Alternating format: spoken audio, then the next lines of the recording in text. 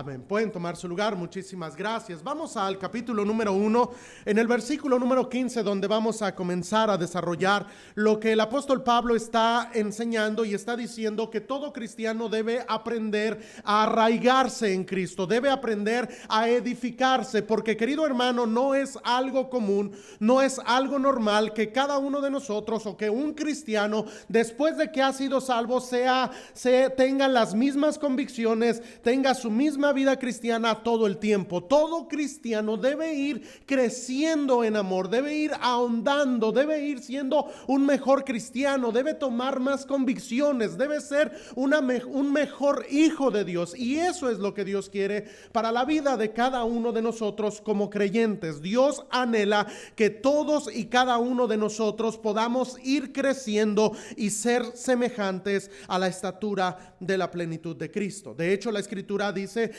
en Efesios, no vayan ahí, dice: hasta que todos lleguemos a la unidad de la fe y del conocimiento del Hijo de Dios, a un varón perfecto, a la medida de la estatura de la plenitud de Cristo, para que ya no seamos niños fluctuantes, que llevados por doquier de todo viento de doctrina, por estratagema de hombres que para engañar emplean con astucia las artimañas del error, sino que siguiendo la verdad en amor, crezcamos en todo en aquel que es la cabeza, esto es Cristo, de quien todo el cuerpo, bien concertado y unido entre sí por todas las coyunturas que se ayudan mutuamente según la actividad propia de cada miembro, recibe su crecimiento para ir edificándose en amor. Dios anhela de nosotros, queridos hermanos, que podamos crecer en nuestra vida cristiana, que usted y yo, querido hermano, no tan solamente nos sentemos en nuestras bancas, escuchemos la enseñanza, escuchemos la predicación, sino que usted y yo llevemos a cabo lo que vamos aprendiendo en nuestra vida cristiana, que podamos servir en algún ministerio,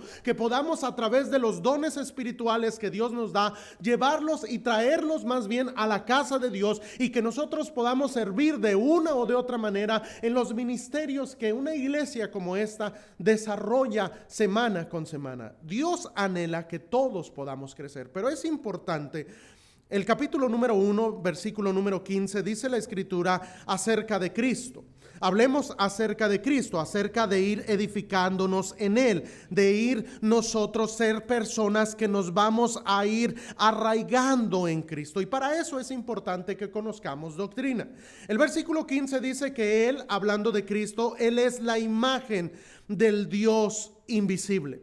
Eso quiere decir, queridos hermanos, aquí que Cristo es la imagen, la copia directa. La expresión griega aquí para imagen quiere decir la copia directa, es decir, Él es en sí, en Cristo reposa toda la plenitud de la deidad. Cristo, queridos hermanos, no tan solamente es un hombre que cambió y trastornó los tiempos. Cristo es el Hijo de Dios. Cristo es el Dios todopoderoso, el creador del cielo y de la tierra. Cristo es, queridos hermanos, aquel que es Dios por todas las edades. Queridos hermanos, si nosotros vamos a edificarnos y si nosotros seremos o somos una iglesia cristocéntrica, debemos entender que Cristo en primer lugar es Dios. Él es la imagen misma del Dios invisible. Aquel Dios que era en el Antiguo Testamento y que vemos en la Escritura que ningún hombre podía ver, ningún hombre podía palpar con sus ojos. Podían ver sí la Shekinah, la gloria de Dios manifestada, podían tal vez ver al ángel de Jehová, pero aquel Dios invisible, aquel Dios eterno, ahora dice la Escritura en el Nuevo Testamento que toma forma de hombre. Es increíble, queridos hermanos, porque en el Antiguo Testamento vemos al hombre a la imagen de Dios, según Génesis capítulo número 1. Dice la escritura que Dios formó al hombre a imagen de Dios, lo formó, varón y hembra los creó. Pero en el Nuevo Testamento dice la escritura, ahí en el libro de Efesios capítulo 2 versículo número 7, lo siguiente: sino que se despojó, hablando de Cristo. Leo el versículo 5 para entenderlo mejor. Allá pues en vosotros este sentir que hubo también en Cristo Jesús, el cual siendo en forma de Dios, no estimó el ser igual a Dios como cosa a que aferrarse, sino que se despojó a sí mismo, tomando forma de siervo, hecho semejante a los hombres. Ahora vamos a ver, queridos hermanos, que en el Nuevo Testamento aquel Dios invisible tomó forma de hombre. Aquel Dios de las edades, aquel Dios eterno, ahora para poder redimir a la humanidad, para poder rescatar a la humanidad, aquel Dios todopoderoso tomó forma de hombre. Eso es algo sumamente increíble. Aquí la expresión cuando dice que Él se despojó a sí mismo, eso quiere decir que Cristo, Él decidió dejar no su divinidad, porque Él nunca ha dejado de ser Dios. Él dejó su gloria en el sentido de todo lo que implicaba en la eternidad pasada, el poder ser adorado y todas las riquezas en gloria y todo eso. Cristo estuvo dispuesto a venir y tomar forma de un ser humano. El apóstol Juan, en el Evangelio de Juan, en el capítulo número 1, nos los expresa de esta siguiente manera. En Juan capítulo 1, versículo número 1, dice que en el principio era el Verbo, y el Verbo era con Dios, y el Verbo era Dios. Este era en el principio con Dios, y todas las cosas por Él fueron hechas, y sin Él nada de lo que ha sido hecho fue hecho. En el versículo 14 dice que aquel Verbo fue hecho carne. La expresión griega en el sentido de que habitó entre nosotros, eso quiere decir que Cristo tomó una morada, Él tabernaculizó, Él puso su morada entre los hombres. Cristo tomó forma de un ser humano. Eso es en teología algo tremendo, querido hermano. Porque el Dios Todopoderoso, aquel que ni siquiera la tierra puede contenerlo a Él, ni el universo, ni nada de las cosas creadas puede contener su presencia, su persona. Él decidió despojarse de su gloria y venir a la tierra y tomar forma de un ser humano. Note eso, querido hermano. Debemos nosotros entender que eso Cristo lo hizo por amor a nosotros. Cristo lo hizo porque tenía un plan diseñado, trazado aún antes de la fundación del mundo, según primera de Pedro. Dice la escritura que Cristo, Él venía para venir a rescatar a los pecadores. Él tenía un plan, un propósito, y en ese propósito Él tenía que tomar una forma humana. Por eso expresa ahí la palabra de Dios, que Cristo es la imagen misma del Dios invisible. Él es Dios. Nosotros, queridos hermanos, somos cristianos y por consecuencia nosotros creemos que Cristo es Dios. Existen muchas doctrinas, sectas hoy en nuestros tiempos que negarán la deidad de Cristo, que dirán que Cristo es solamente un personaje revolucionario, alguien que cambió la historia, pero negarán la deidad de Cristo. Dirán, no, es que Él no puede ser Dios, es que Él fue un ser humano simplemente. Pero todo creyente genuino va a creer que Cristo es Dios. Y de eso, queridos hermanos, hay muchas pruebas irrefutables de que Cristo es Dios. El versículo continúa diciendo que Él es la imagen del Dios invisible. Regreso a Colosenses 1:15. Luego añade el primogénito de toda creación. Este texto lo toman testigos de Jehová para decir que Cristo es un ser creado. Esto, queridos hermanos, en vez de a nosotros ponernos a titubear, debe a nosotros darnos más firmeza de que Cristo es el Dios Todopoderoso. La palabra griega ahí es, cuando se refiere que es el primogénito, es la palabra protótokos, que quiere decir que Él es el principal de toda la creación.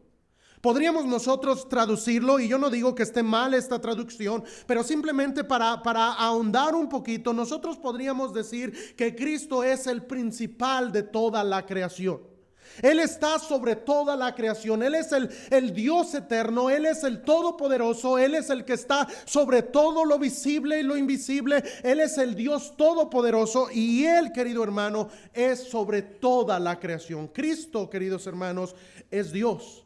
En el versículo 16 nos los hace saber de una manera, y es el mismo contexto, porque dice, porque en Él, En Cristo, el Dios invisible, aquel que ahora toma forma de hombre, el primogénito de toda creación, el principal de toda creación, porque en Él, en Cristo, fueron creadas todas las cosas, las que hay en los cielos y las que hay en la tierra, sean visibles e invisibles. Es más, sean tronos, sean dominios, sean principados, sean potestades, todo fue creado por medio de Él y para Él.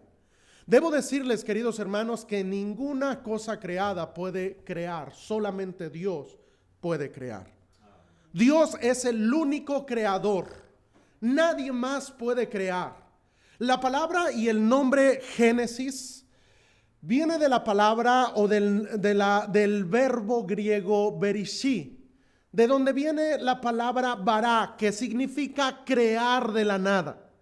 Todos nosotros como seres humanos podríamos crear, formar algo, pero de algo que nosotros tomando tal vez madera para poder hacer este púlpito, podemos nosotros tomar algún hierro para hacer los clavos, podemos tomar pegamento para poder armarlo, pero es de algo que ya ha sido creado. Dios cuando forma las cosas, Él lo crea de la nada. Ese cuando dice en Génesis capítulo número 1, en el principio creó. Ese crear, ese bará, ese crear de la nada, Dios lo formó, los cielos y la tierra, de algo que ni siquiera existían, y Dios, a través de el poder que solo Él puede tener, Él creó todas las cosas. Y aquí, queridos hermanos, la palabra de Dios dice que Cristo es el creador de todas las cosas. Es más, los ángeles fueron creados por Él. No podemos nosotros pensar que Cristo es solamente un ángel. No, los ángeles, porque cuando dice aquí la escritura, aún sean tronos, sean dominios, principados, potestades, todo fue creado por medio de Él. Eso quiere decir que los ángeles aún fueron creados por Cristo. Todas las cosas fueron creadas por Él. Por eso dice la escritura, regreso a Juan capítulo número 1, donde leíamos hace un momento, que expresa el evangelista Juan: en el principio era el verbo, y el verbo era con Dios, y el verbo era Dios. Y luego añade que este era en el principio con Dios, y todas las cosas por Él fueron hechas. ¿Quién es el creador de todas las cosas? Cristo. Nosotros, para poder entender esto, es importante que entendamos la doctrina de la Trinidad.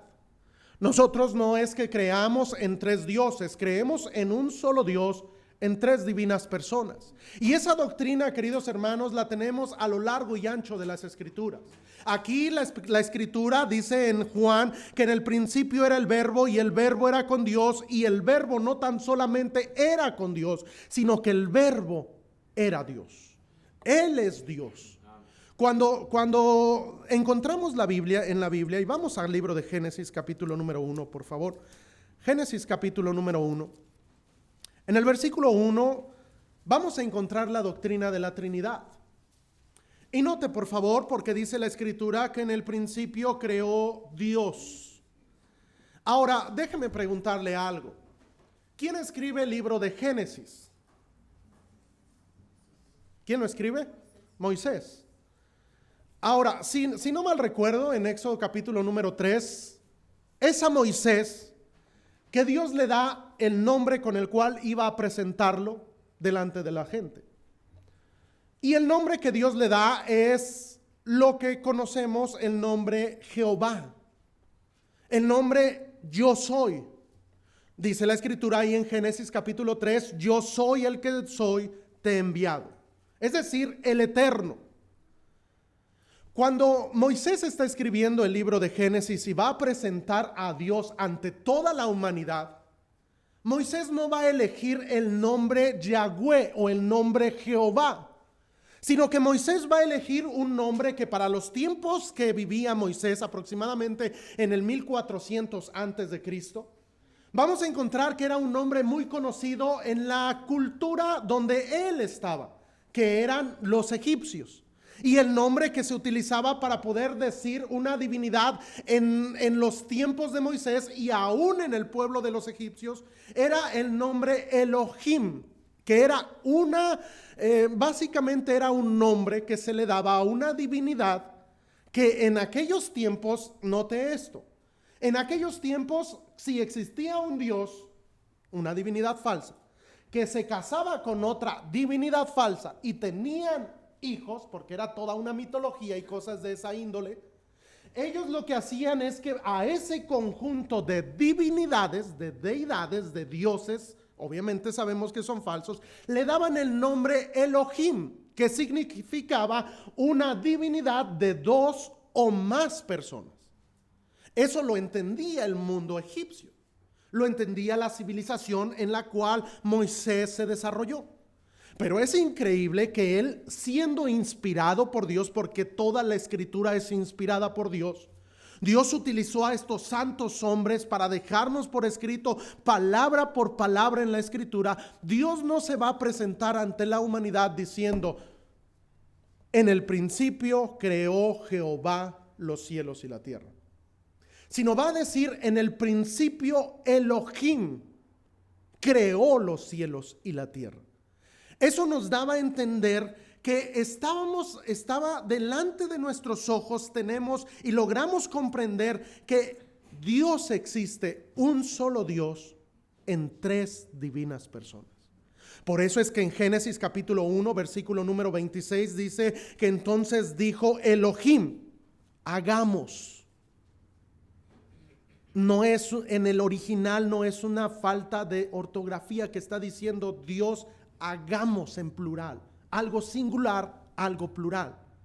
Elohim, algo plural, y está diciendo hagamos. Esto se va a repetir a lo largo de la escritura. Cuando el hombre forma aquella torre de Babel, entonces Dios dice descendamos y confundamos, dándonos a entender ahora lo que el Señor Jesucristo expresó a través de su misma palabra. El Padre y yo, uno somos, dijo él. Ahí, queridos hermanos, entonces ustedes y yo podemos entender que la doctrina de la Trinidad, que existe un solo Dios. Oye Israel, Jehová nuestro Dios, Jehová uno es. Tenemos un solo Dios que existe en tres divinas personas. ¿Quién creó los cielos y la tierra? Bueno, Dios Padre, Dios Hijo, Dios Espíritu Santo. A la luz de la Escritura, ustedes y yo podemos entender que Dios Padre creó los cielos y la tierra, dice en el libro de los Salmos. En el Nuevo Testamento vamos a encontrar que en el principio era el Verbo, y el Verbo era con Dios, y el Verbo era Dios, y todas las cosas por Él subsisten. Él es el creador de todas las cosas. El Espíritu Santo dice en el versículo 2 de Génesis 1, y la tierra estaba desordenada y vacía, y las tinieblas estaban sobre la faz del abismo, y el Espíritu de Dios se movía sobre la faz de las aguas. El Espíritu Santo. Es decir, Dios creando las cosas. Y si existe un solo Dios, queridos hermanos, debemos nosotros reconocer que Cristo es el Dios Todopoderoso.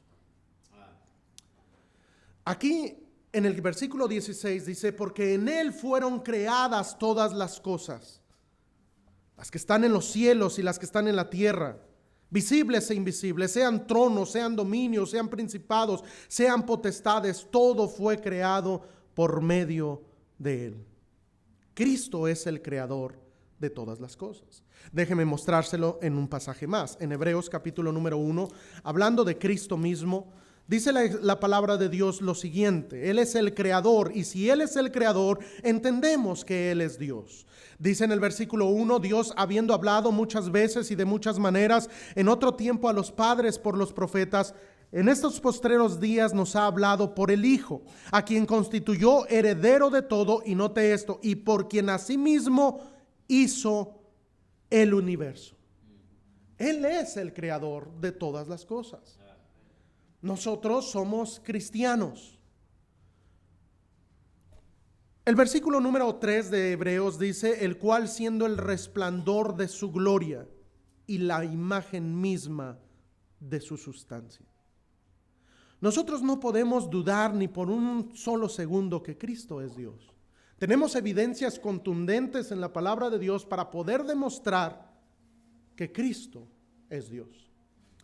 Más adelante en el versículo número 17, en Colosenses 1:17, regreso allí, nos habla acerca de otro de los atributos que solamente Dios puede tener.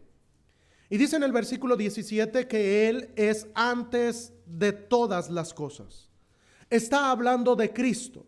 A esto se le conoce como la preexistencia de Cristo. Cristo, queridos hermanos, no comenzó a existir cuando Él decidió venir al vientre de una mujer. Cristo no comenzó a existir allí. Cristo es un ser eterno.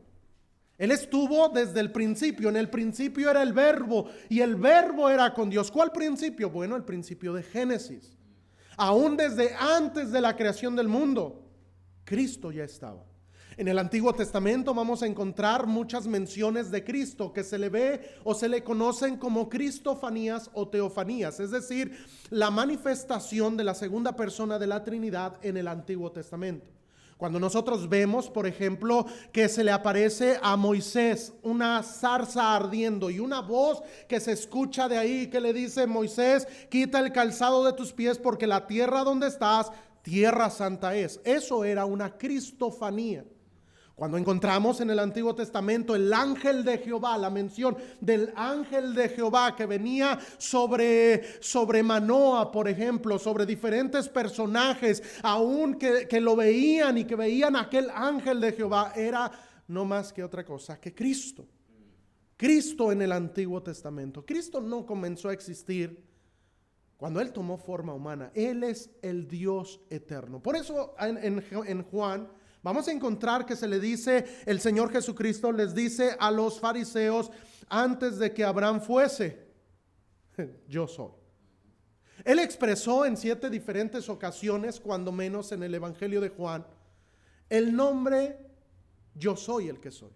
Él dijo: yo soy la vid verdadera, yo soy el camino, yo soy el pan, yo soy la luz. En diferentes ocasiones dando a entender a toda la gente que Él es el Dios eterno. ¿Por qué querían apedrear constantemente a Cristo? Porque constantemente Él se hacía a sí mismo el Hijo de Dios. Y ahora debo decirle algo: Él es el Hijo de Dios, el Dios todopoderoso. Él es un Dios preexistente y Él es antes de todas las cosas. Su preexistencia. Luego añade en este versículo 17 y dice que todas las cosas en Él subsisten. Él es el sustentador de todas las cosas. Cristo, queridos hermanos, no tan solamente creó los cielos y la tierra, sino que a través de Él subsisten todas las cosas. El aire que respiramos, el agua que tomamos, todo lo que nosotros observamos, aún el movimiento de rotación y de traslación de la tierra, y tener todo en orden. Cristo sigue en control de todas las cosas porque Él es Dios. Todas las cosas en Él subsisten. El versículo 18 dice que Él, Cristo, es la cabeza del cuerpo, que es la iglesia. Cristo, queridos hermanos, es el dueño de la iglesia. Nosotros, queridos hermanos, tal vez como siervos, lo digo a través de mi persona o por mi persona, tal vez como siervos inútiles debemos reconocer que la iglesia no subsiste por mi carisma, no subsiste por mi elocuencia, no subsiste por las palabras, sino subsiste solamente por una cosa: por Cristo. Es más, Él es el buen pastor. Cristo es, queridos hermanos, el todo de la iglesia. Nosotros reconocemos que Cristo es el Dios todopoderoso, el creador del cielo y de la tierra, que Él es preexistente, existe desde antes que todas las cosas existieran. Es más, dice la Escritura que aún todas las cosas hoy en día subsisten a través de Cristo, y Él es la cabeza del cuerpo, que es la iglesia. Nosotros, queridos hermanos, tenemos una cabeza, alguien que está sobre nosotros, un jefe, un paladín, alguien que nos va a indicar cómo llevar a cabo las cosas, y ese, queridos hermanos, es Cristo. Si nosotros somos una iglesia cristocéntrica, entonces todo lo que hacemos debe girar en base a Cristo. ¿Por qué es que nosotros vamos a testificar de nuestra fe? ¿Por qué nosotros predicamos el evangelio? ¿Por qué nosotros nos esforzamos en la música, nos esforzamos en reunirnos, nos esforzamos en la construcción de un templo, nos esforzamos en actividades con damas, con jóvenes, con niños, con señoritas, con todo? ¿Por qué nos esforzamos? Porque hay algo, queridos hermanos, que nos impulsa, y eso es Cristo. Cristo es lo que ustedes y yo adoramos, a quien servimos, a quien seguimos. Continúa diciendo el versículo número 18 que Él es la cabeza del cuerpo, que es la iglesia, Él que es el principio, el primogénito de entre los muertos, para que en todo tenga la preeminencia. Queridos hermanos, si nosotros vamos a arraigarnos en Cristo, es importante que Cristo tenga la preeminencia de mi vida, en mi día, en mi economía, en mi servicio. Joven, en tu fuerza, en tu vigor, en todas las cosas que usted hagamos, queridos hermanos, debemos saber que la preeminencia, quien está sobre mí, quien es digno de recibir la honra, la gloria y el honor, es Cristo. Por eso es que expresa la palabra de Dios ahí en Apocalipsis capítulo número 5, versículos del 1 en adelante, lo voy a leer. Dice que vi en la mano derecha del que estaba sentado en el trono un libro escrito por dentro y por fuera, sellado con 7 sellos, y vi un ángel fuerte que pregonaba a gran voz y decía lo siguiente: ¿quién es digno de abrir el libro y de desatar sus sellos? En una manera de pregunta está exclamando este ángel fuerte, está diciendo: ¿quién de todos los seres humanos, de los ángeles, puede ser digno de abrir el libro y de desatar sus sellos? Y dice el versículo 3 que ninguno, ni en el cielo, ni en la tierra, ni debajo de la tierra podía abrir el libro, es más, ni aún mirarlo. Y dice Juan: lloraba yo mucho, porque no se había hallado a ninguno digno de abrir el libro, ni de leerlo, es más, ni de mirarlo. Y uno de los ancianos me dijo: no llores, he aquí el león de la tribu de Judá, la raíz de David, ha vencido para abrir el libro y desatar sus 7 sellos. Queridos hermanos, tenemos a alguien que ha vencido, venció a la muerte. Ese es Cristo. Él es la cabeza, Él es sobre todo principado, sobre toda autoridad, sobre tu vida, sobre mi vida, sobre mis talentos, sobre tus talentos, sobre tu economía, sobre todo lo que tú puedes tener. Él es excelso, Él es grande, Él es el todopoderoso. Y dice la escritura que Él es el único que fue digno. Y dice aquí la expresión: el león de la tribu de Judá, la raíz de David, Él ha vencido para abrir el libro y desatar sus 7 sellos. Juan estaba llorando, yo me imagino que limpiando sus lágrimas, y dice que vi en medio del trono y de los 4 seres vivientes, y en medio de los ancianos estaba no un león, estaba un cordero. Estaba alguien que estuvo dispuesto, querido hermano, por ti a entregarse en la cruz del Calvario. Alguien que pudo haber en cualquier momento, tan solamente con su pensar, Él pudo haber destruido a todo el ejército romano si Él hubiera querido. Él pudo haber aún a los fariseos, a toda la humanidad, pudo haber hecho cualquier cosa, pero Él estuvo dispuesto. La expresión bíblica expresa: nadie le quita la vida al Hijo del Hombre, sino que Él tiene poder para darla y Él tiene poder para volverla a tomar. Él lo hacía por amor a nosotros. Él se entregó por ti, queridos hermanos, querida hermana. Tal vez usted que nos visita, tal vez usted que aún no tiene a Cristo en su corazón, yo le digo algo: lo más importante de su vida es que usted pueda tener a Cristo como su Salvador. Él puede cambiarle su manera de pensar, su manera, su egoísmo, su idolatría. Cristo puede cambiar todo en usted y hacerle una nueva criatura. La Biblia dice que de modo que si alguno está en Cristo, nueva criatura es. Cristo puede salvarlo. Cristo murió para que si usted ahora cree en su muerte, sepultura y su resurrección, usted pueda tener la vida eterna. Es la promesa que Él ha dado. Dice, porque dice un himno que cantamos, porque Él vive, también nosotros tenemos victoria.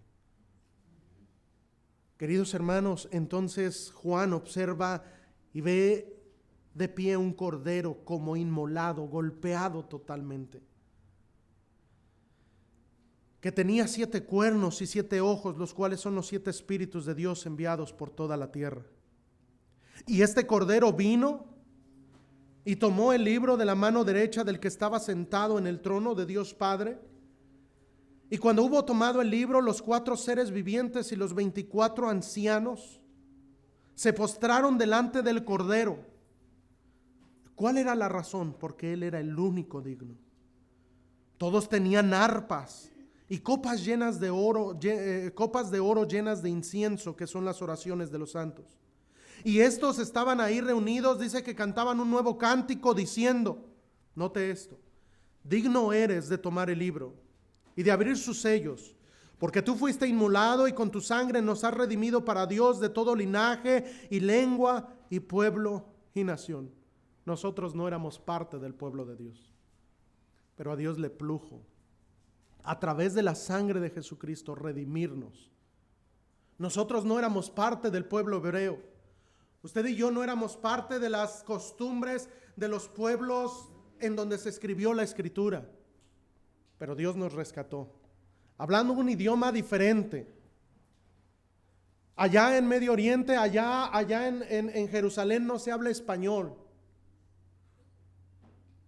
Y este mensaje ahora está hablando y diciendo aquí en una manera futurista en aquel tiempo, diciendo, mira, Él nos ha redimido de todo linaje. Nosotros no somos del linaje de Abraham. De todo linaje y lengua, de español, de pueblo, de Oaxaca, de Puebla, de Estados Unidos, de aquí, de allá, de todo pueblo Él nos redimió, de toda nación. Versículo 10, y nos has hecho para nuestro Dios reyes y sacerdotes, y reinaremos sobre la tierra. Y miré y oí la voz de muchos ángeles alrededor del trono y de los seres vivientes y de los ancianos, y su número era incontable, eran millones de millones. Y toda esa multitud de ángeles, que eran millones de millones, que decían a gran voz, note esto, el cordero que fue inmolado es digno de tomar el poder, las riquezas, la sabiduría, la fortaleza, la honra, la gloria y la alabanza. Y luego versículo 13 dice, y todo lo creado que está en el cielo y sobre la tierra y debajo de la tierra y en el mar y todas las cosas que en ellos hay, oí decir, ahí estamos usted y yo, hermano, al que está sentado en el trono y al cordero, a Él sea la alabanza, a Él sea la honra, a Él sea la gloria, a Él sea el poder por los siglos de los siglos. Querido hermano, Él es el creador, Él es la cabeza de la iglesia, y por lo tanto la iglesia tenemos el grandísimo privilegio de poder adorar a Dios. No éramos parte del pueblo, pero Él nos compró de este linaje, de este pueblo, de esta nación. Dios puso su misericordia sobre nosotros. Alguien nos testificó de Cristo y nosotros ahora somos más que vencedores por medio de aquel que nos amó. Somos salvos. Pero ahora, querido hermano, usted y yo tenemos el privilegio y la responsabilidad de glorificar a Dios ahora a través de mi vida, ya que Él es digno. Querido joven, Él es digno de que reciba de ti tu esfuerzo, tu inteligencia, tus sueños, tu carrera, todo lo que tú quieres y anhelas hacer. Dios es digno de recibirlo. Querido hermano, Dios es digno de que le entregues a tus hijos, a tu hija, a tu hijo, que le digas, Señor, utiliza a mi hijo, si quieres que sea un misionero, si quieres que sea una misionera, si quieres que sea alguien para ti, Señor, ayúdame a educarlo, ayúdame a darle todos los leños que Él necesita para poder arder por ti allá en el futuro, porque, querido hermano, Él es digno. Él es digno de recibir nuestras riquezas si en algo pudiéramos tener. Él es digno de que yo le dé mi carro, de que le dé mi casa, de que le dé mi tiempo, de que le dé mi entretenimiento. Él es digno de recibir todo, querido hermano. La iglesia, debemos comprender que Cristo es el todo de nosotros. Él es la preeminencia. Él es el primer lugar, debe ser el primer lugar en mi vida, en mi pensamiento, en mi andar, en la iglesia, en mi servicio. Si yo voy a servir, debo yo enfocarme que no voy a tocar para los hermanos, no voy a tocar para el pastor, no voy a tocar para los líderes, voy a tocar para un Dios que es digno. Si voy a dirigir algún himno, bueno, debo prepararme, debo hacerlo de la mejor manera porque estoy adorando a alguien que es digno de recibir mi esfuerzo. Queridos hermanos, tenemos a un Dios que es digno, grande. Él nos ha comprado, Él nos ha redimido, Él nos ha dado vida eterna. Regreso a Colosenses para poder terminar. Colosenses capítulo 1, versículo 21 dice: y a vosotros también que erais en otro tiempo extraños y enemigos en vuestra mente, haciendo malas obras, ahora os ha reconciliado. Ahí encontramos la doctrina de la reconciliación. Nosotros por nuestra naturaleza éramos enemigos de Dios, estábamos ajenos. Nosotros por ser pecadores no había nada bueno en nosotros. En Romanos capítulo número 3 está la doctrina de lo que se conoce como la depravación total del hombre. El hombre no nada más es pecador y ahora no nada más digo de los hombres, hermana, usted también. Hombre y mujer, la naturaleza humana, somos pecadores. Hay tres aspectos.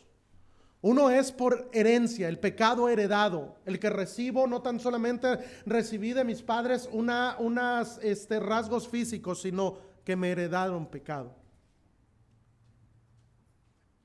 En el Salmo 51 expresa David: en pecado me concibió mi madre.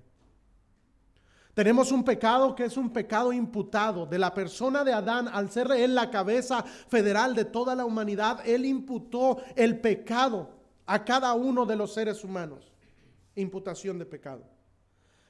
Pero existe algo también que se le conoce como la depravación total del hombre. No hay nada bueno en nosotros, querido hermano. Y a pesar de ser nosotros pecadores, Cristo murió por nosotros. El justo muriendo por los injustos para llevarnos a Dios. ¡Qué bendición! Por eso, querido hermano, Él es digno.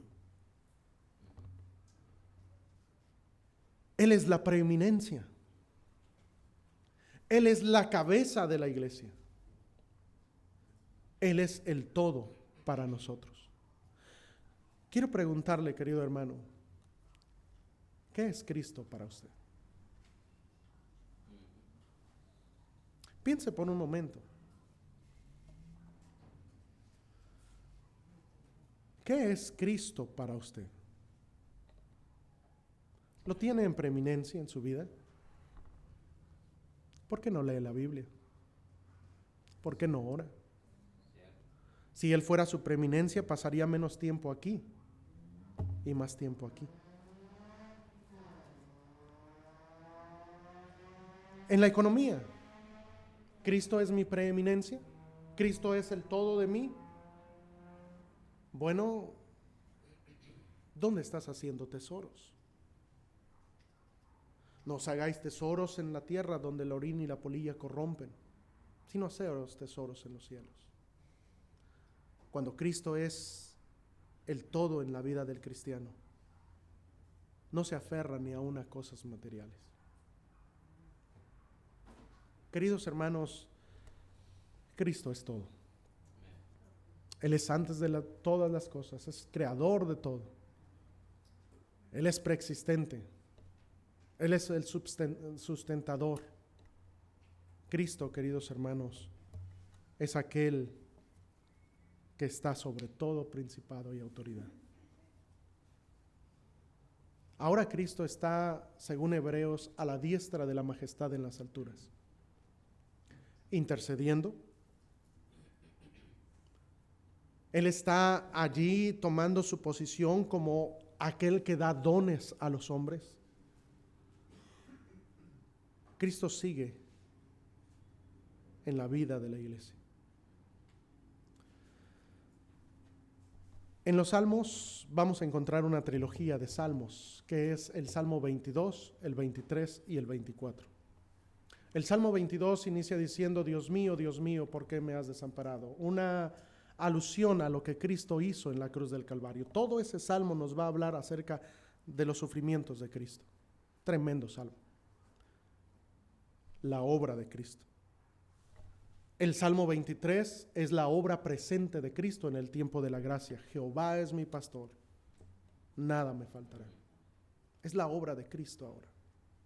El Salmo 24 es cuando dice: y se abrirán francas las puertas y entrará el Rey de la gloria. ¿Quién es el Rey de la gloria? Jehová de los ejércitos.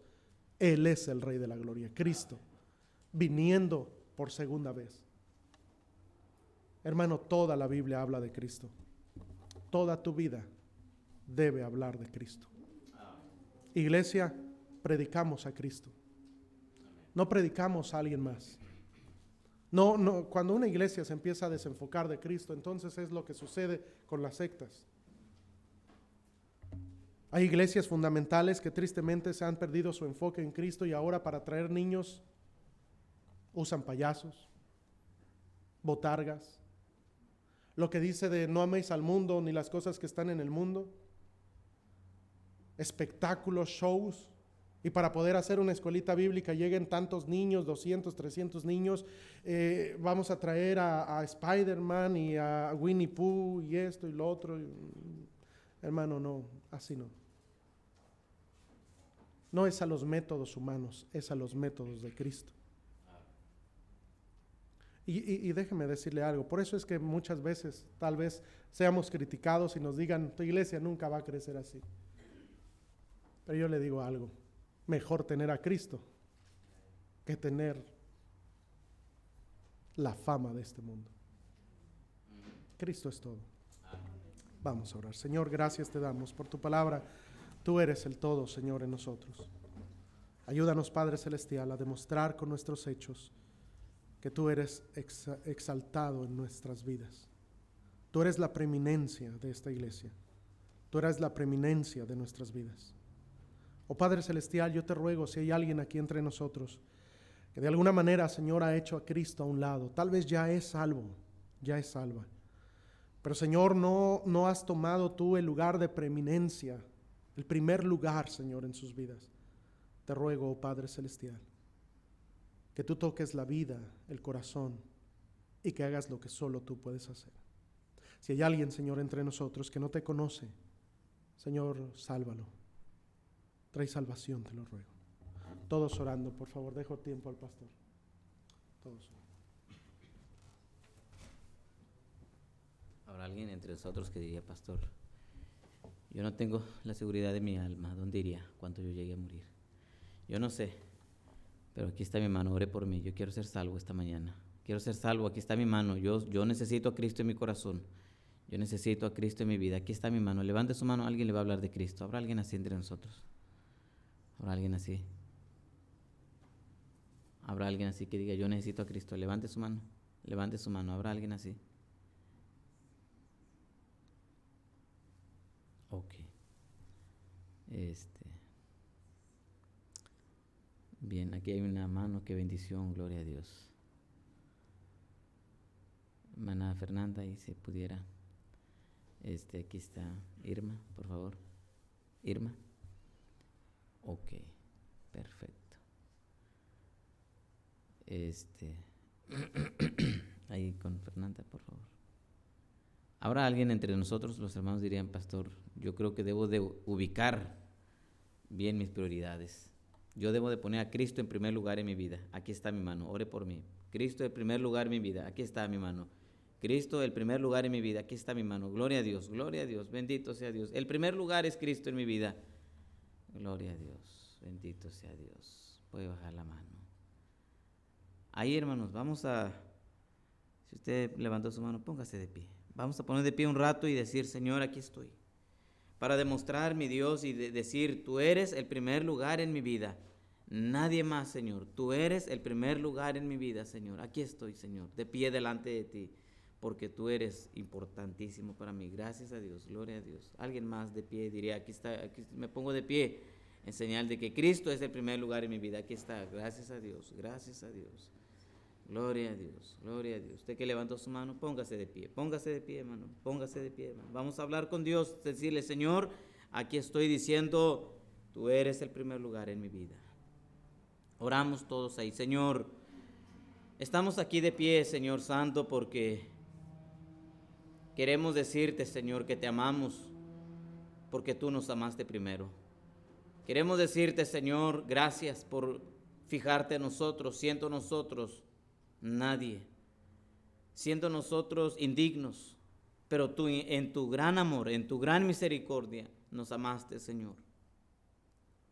Nosotros siendo merecedores del castigo y de tu enojo, más bien, mi Dios, tuviste compasión por nosotros y nos amaste. Y aquí estamos, Señor, como pueblo de Dios. Ahora, Señor, aquí nos hemos puesto de pie algunos hermanos, porque tú eres el primer lugar para nosotros. Dice un himno, dejo el mundo y sigo a Cristo, porque el mundo pasará, mas su amor permanece por los siglos. Oh, qué gran misericordia. Ay, Señor, cómo te amamos. Pagaste el precio de nuestra alma con la misma sangre, la hermosa sangre. Y ahora, Señor, aquí estamos de pie diciéndote, te amamos, Señor. Recibe nuestra vida, recibe nuestros talentos, recibe nuestro tiempo, recibe de nosotros lo que tú quieras, porque tienes todo el derecho de pedirlo, porque tú nos has redimido para con Dios. Tú nos has salvado, Señor. Tú nos has dado vida eterna, nos has hecho nuevas criaturas. Tú nos has comprado, Señor, con precio de sangre. Tú nos has alcanzado, Señor. Tú nos has dado provisiones, abundancias, bendiciones, familia, salud. Nos has dado mucho, Señor. Y todo lo debemos a ti. La honra y la gloria por los siglos de los siglos. Gracias, Señor, por tu bendita palabra tan clara, tan contundente, tan eficaz, que se ha quedado, mi Dios, en nuestros corazones. Gracias, Señor, por la enseñanza. Gracias por todo. Bendícenos, Señor, al regresar a casa. Ha sido bueno, Señor, escuchar tu palabra. En el nombre de Cristo Jesús. Amén. Puesto de pie todos, por favor. Vamos a